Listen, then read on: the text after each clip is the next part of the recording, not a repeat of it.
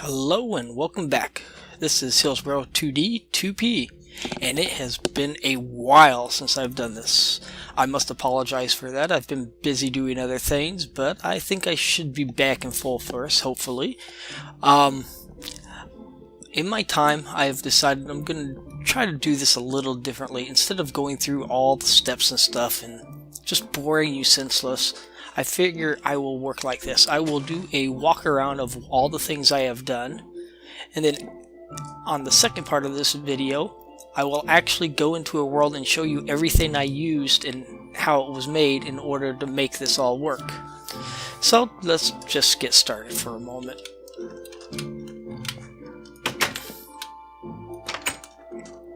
I had to do a little expanding on the building. By expanding, I mean straight back. Because what I had done today is I've created a sorting system so that way I could keep all my items in place. I mean, it was starting to get pretty tedious doing things in the old way, just throwing them into chests and such. However, for this process to work, I had to go into the Nether. A place I hate doing early game, but it is always necessary, especially when you're gonna start needing to get nether quartz, glowstone, and those things. So, here we are. Basically, how my sorting system works: I used thermodynamic pipes or item ducts. I just throw something into here, and it spits it out into all these different chests and barrels. The barrels here are capable of holding massive amounts of single items, and they are upgradable, so you can actually put even more of that one item in them. But as you can see, I have a lot of chests here. I mean, one's for wood items, coal, saplings, seeds, flowers, sand and gravel, miscellaneous blocks, redstone, ingots, ores, and nuggets, and ones for things that really I don't have a specific chest for. Basically overflow. But anyways, to show you how all this works, we'll go with the ingots. We will take the lead ingots out of here. As you can see, there's no lead ingots here anymore. What I do, come over here, drop these bad boys in. They get filtered out through here. They're going through the piping system. It may take a while because these are not the fastest pipes in the world. And they will eventually show right back up here.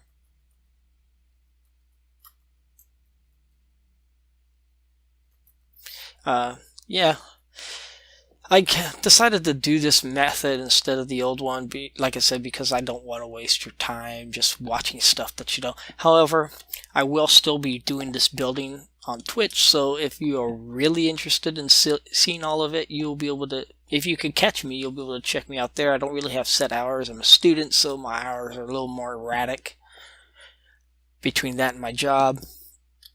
So, yeah. I can't really set a time that I will be doing these things.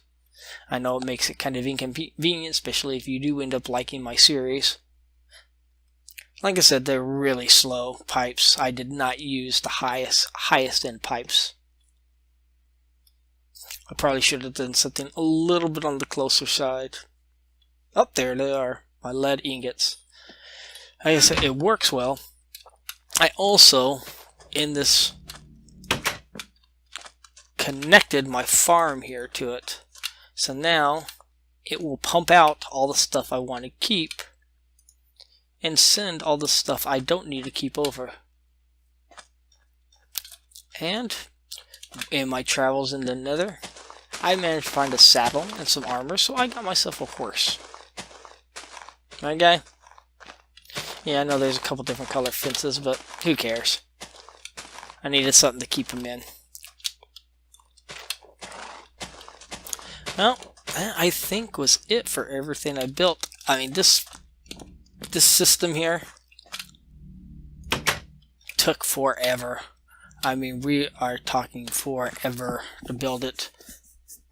But it is finished, and it will probably be fairly stable until I go to do an AE system. Oh, one little thing I built while I was there. This here is a grindstone. It is an applied energistics block. What it does is it allows you to put an ore in and grind it up, and you end up with 2 ore dust out of it.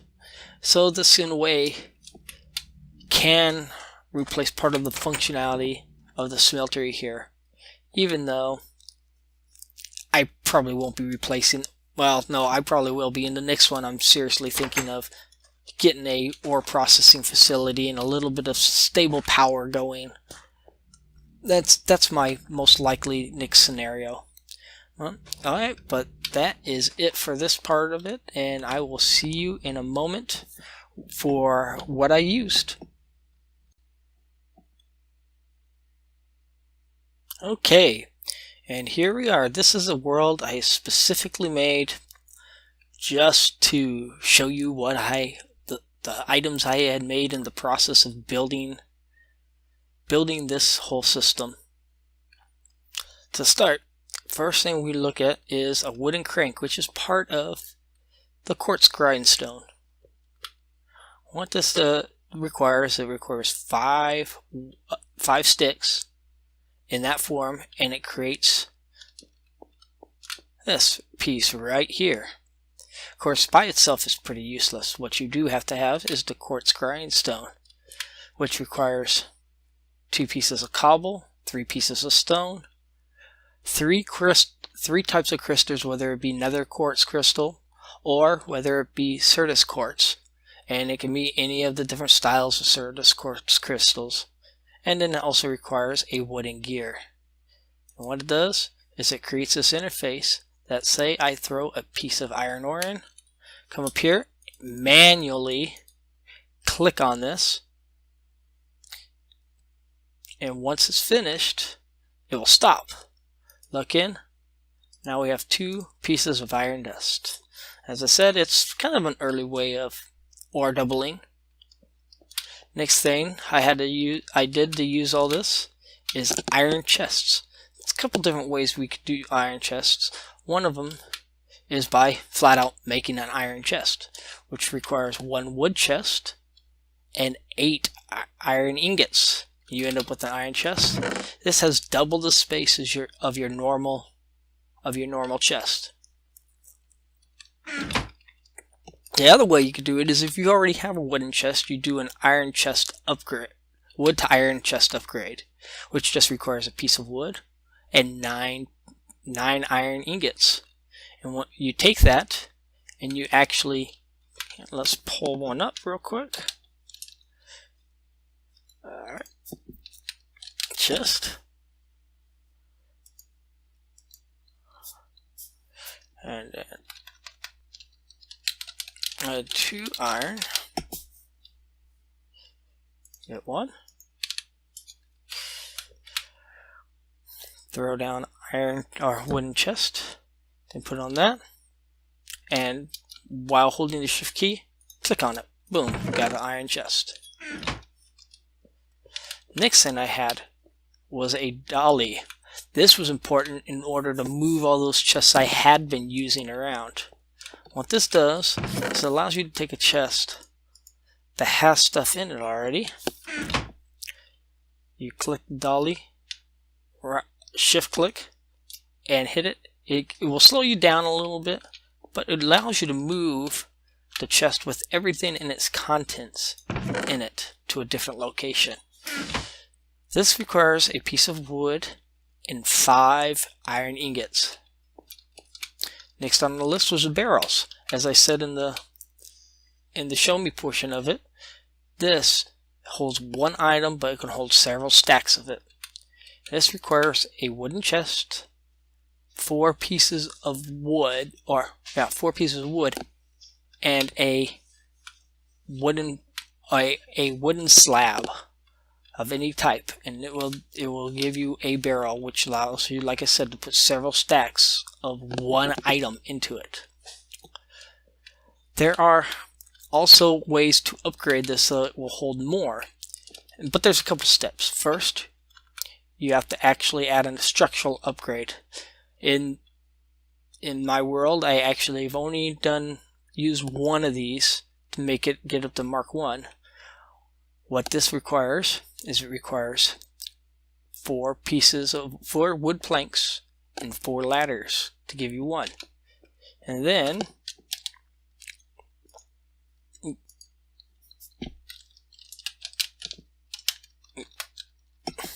get one of those out. Matter of fact, let's go ahead and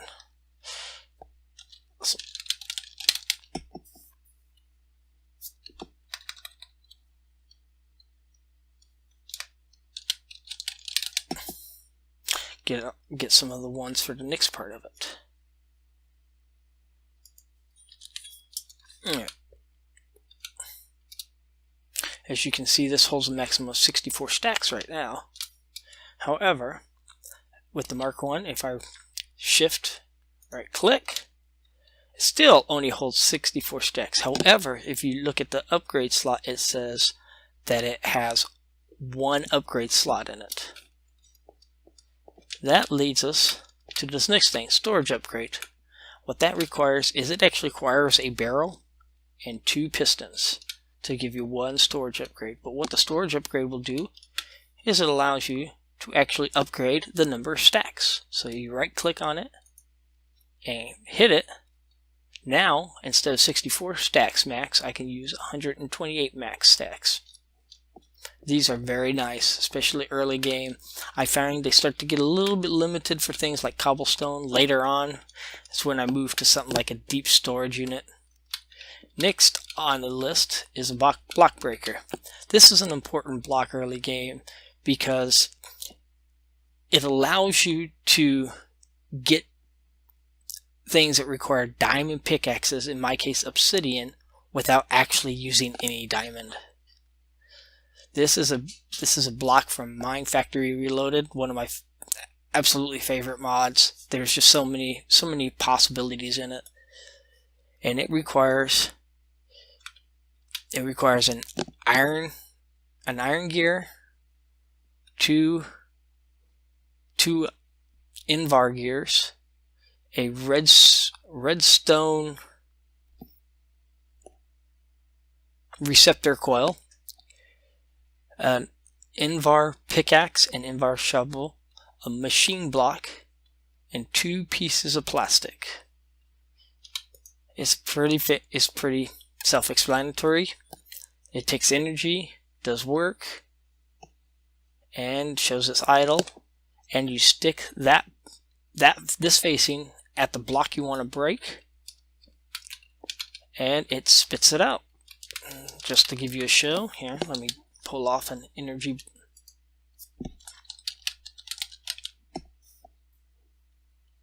Alright, there's it. There are creative energy cell. And let's get some obsidian. Obsidian. Boom. Alright, so put that there. See, it's got energy now. Now I stick an obsidian block. Boom. Spits it out the other side. Very awesome. Alright, now the whole base of what I've done. The item duct system. This is the cheapest, slowest item duct you could find, which is why it moved so slowly last time. This is just your basic opaque item duct. It requires I believe that was silver, but let me double check. For some reason these item frames are not quite working the way I wanted them to. They're not giving me the name, so I find I might have to occasionally do this to figure it out exactly what it's showing. And that would not be it. That's it. Yep. Requires 2 tin ingots, and a lead ingot to make one of these. Or not one of them, make 6 of them. Next, in order to pump stuff out, you need what's called a servo. And in this case, I only used one servo, and that was on the initial chest that I threw things into. It requires 2 iron nuggets, 2 electrium ingots, redstone dust, and some hardened glass. Hardened glass was made using my smeltery. I put a piece of glass into the tank, and then I melted a lead ingot into it, and it gives you 1 hardened glass. This has a few options, such as black and white list. You can choose what comes out through it and what doesn't by either blacklisting or whitelisting. Use metadata, which will, with like tools, if you have broken tools, or not necessarily broken, but slightly used tools, you can say, okay, only take ones that have this much damage to them, or take all tools no matter what the damage level is. Use MBT, which off the top of my head I cannot remember exactly what that was. I can look it up, but it's something oh wait a minute, this has to do with nope, that's mods. I can't quite remember. I obviously never really use it, so. And then there's ignore or dictionary. As you know, there are several mods, and each mod has, in most cases, has its own particular ore definition. If you look at the different ores, they have numbers by them. This will sort them out. Only let certain ones with certain numbers through, or you can make it so that it just accepts any of them and it ignores that data altogether. Finally, mods. It allows you to decide, okay, I only want this particular mod in it versus that mod. And last but not least, this tells you where to put it.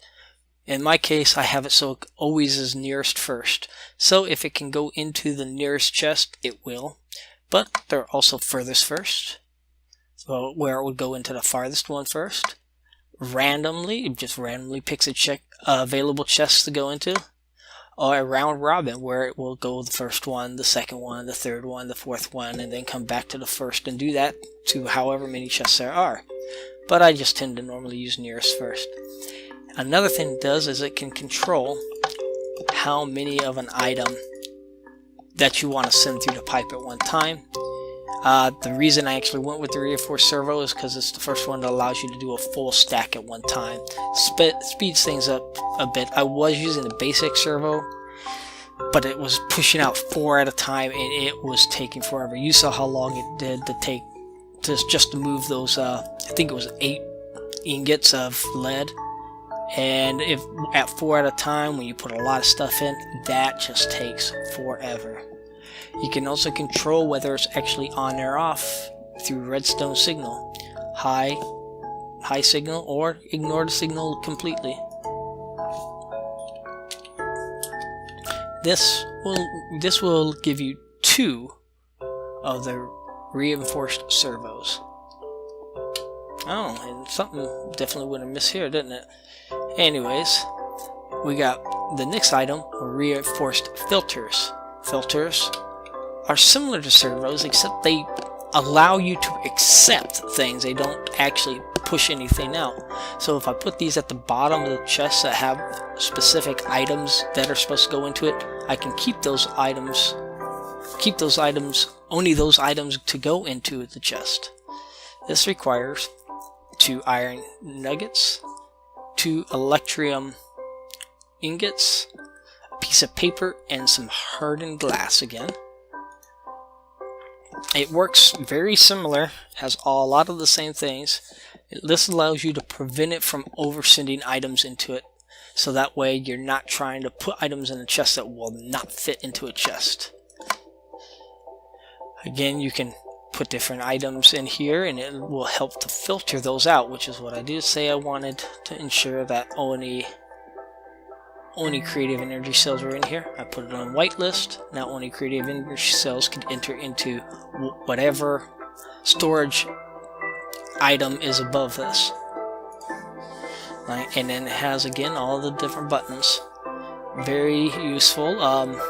The higher the filter, the more of these squares you end up with. And again, you get 2 out of it. Some of the chests required, as you can see here, this allows you to put 9 items, but in some chests I require a lot more than 9 items. And I didn't break things up by mods, so in that case I needed a singulium filter.